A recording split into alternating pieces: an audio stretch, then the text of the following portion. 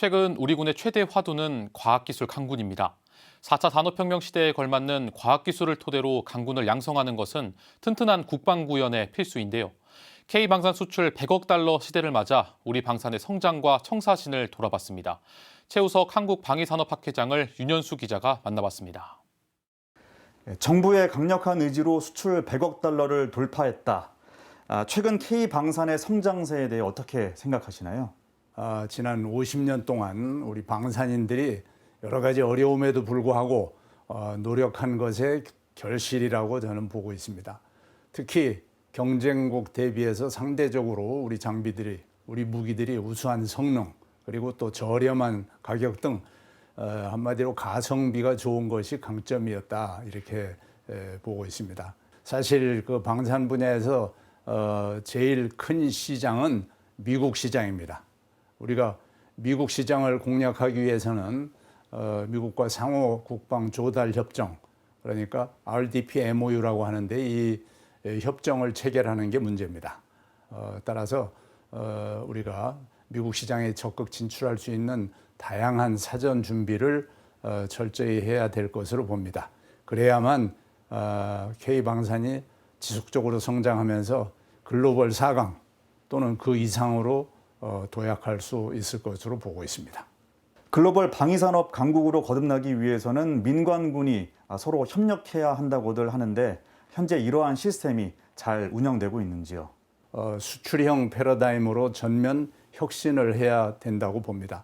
따라서 이걸 만족시키기 위해서는 민관군의 유기적인 협력이 매우 필요할 것이고, 이거를 종합적으로 컨트롤해 줄 수 있는 컨트롤 타워가 필요한데 아마 이게 대통령실의 역할이 되지 않겠나 이리 생각을 합니다.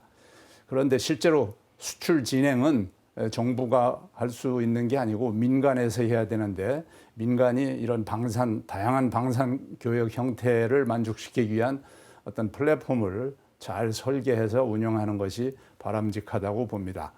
앞으로 이러한 그 플랫폼을 어떻게 구체적으로 설계를 할 것인지 이런 부분에 대해서 연구를 해가지고 이 정부에 제시를 할 그럴 계획을 가지고 있습니다. 그렇게 함으로써 방산 교역의 표준을 우리나라가 장악하고 방산 강국으로 도약을 할 수가 있을 것입니다. 4차 산업혁명 시대를 맞아 앞으로 대한민국 방위산업의 미래는 어떻게 전망하시고 앞으로 보완할 점은 어떤 게 있을까요? 그 첨단 기술은 투자하는 만큼 성과가 나오는 것입니다. 그동안 방산 분야도 이제는 그 패스트 팔로워로 성장을 해왔는데, 앞으로는 어떤 분야에 대해서 특히 방금 언급한 그런 4차 산업 분야, 뭐 빅데이터라든지 뭐 AI 뭐 이런 부분에 대해서는 우리나라가 충분히 퍼스트 무버가 될 수 있기 때문에 정부가 적극적으로 투자하고 지원을 해야 됩니다.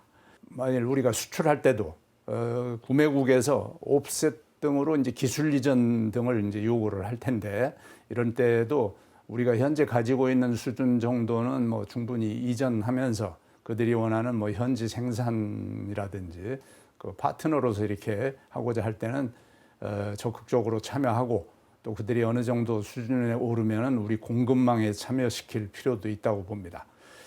아울러서 이 방산 수출도 무기뿐만 아니라 교육훈련, 뭐 후속 정비 이런 것들을 패키지로 수출을 해서 부가가치를 극대화할 필요가 있습니다. 또 한편으로 4차 산업혁명 시대에 이제 이 기술은 사실 민간이 우리 이제 정부보다도 더 앞서가는 분야들이 많이 있는데, 이런 부분에 대해서는 적극적으로 스핀온, 그러니까 기술을 도입해 가지고 우리가 첨단 무기를 개발하는데 적극 활용해야 될 것으로 봅니다. 네, 지금까지 최우석 한국방위산업학회장과 이야기 나눴습니다. 오늘 말씀 감사합니다. 감사합니다.